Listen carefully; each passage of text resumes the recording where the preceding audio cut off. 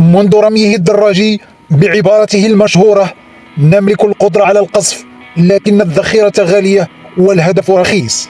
وأمين السبتي الصحفي بقنوات بي إن سبورت القطرية في تصد مستمر ومتواصل لشطحات الدراج المسمومة التي تمس المغرب على مواقع التواصل الاجتماعي، حيث لا يترك الفرصة تمر دون الرد بقوة المبنى والمعنى، كشفا لحربائية المعلق الجزائري بقنوات البي إن سبورت.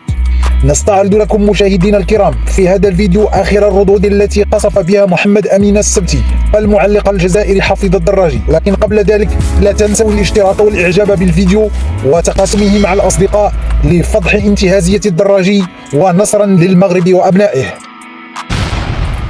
في تدوينة نارية لقن أمين السبتي الصحفي المغربي بقناة بي إن سبورت القطرية بوق الكبرانات حفيظ الدراجي درسا قاسيا، مستنكرا ما وصفه بنفاق وتخاذل الدراجي في مواقفه السياسية والإعلامية. وفي هذا السياق استهل السبتي تدوينته التي جاءت ردا على تغريدة مسمومة للدراجي نشرها على منصة إكس بالحديث عن تقبل الانتقادات والهجوم من الأشخاص الصادقين والمستقيمين الذين يملكون مبادئ راسخة وتاريخا مشرفا ومستوى تعليميا وثقافيا محترما.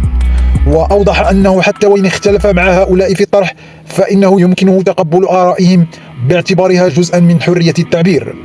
ومع ذلك وجه السبتي سهام انتقاده نحو دراجي معتبرا أنه لا يليق بمن يوهم الناس بأنه مدافع عن الحق ومقاتل ضد الظلم، في حين أنه مجرد أداة تستخدم لتحقيق أجندات معينة، واصفا دراجي بأنه فتيلة تضرم فيها النار بعد توجيه الصاروخ الفاشل نحو الأهداف المطلوبة بالوكالة.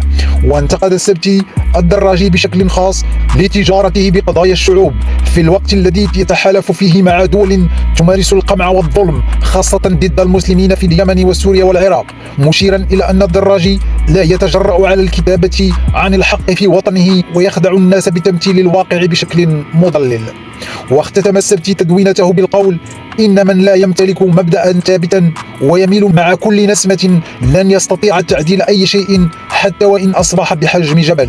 وأكد السبتي أن المرحلة الحالية المليئة بالأزمات تكشف عن المدعين والمنافقين الذين يهتزون مع كل ريح، مؤكدا أن الدراجي من هؤلاء الذين يظهرون كفرسان ولكنهم في الحقيقة مجرد ممثلين متخاذلين. درس في الوطنية بعث بها أمين السبتي إلى حفيظ الدراجي: بوق كبرنات الجزائر والناطق بلسانهم. لماذا الدراجي؟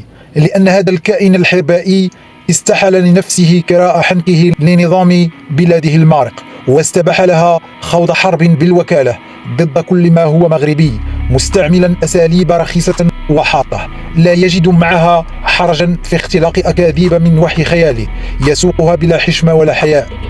وبطبيعة الحال كل ذلك يتم بتعليمات من الكبرانات أو بالأحرى أولياء نعمته الذين يحركونه في كل مرة من أجل ترويض القطيع في الجزائر. في ذات السياق نشر السبتي تدوينة عبر صفحته الفيسبوكية عبارة عن قذيفة من العيار الثقيل قصف بها بوق الكبرانات حفيظ الدراجي.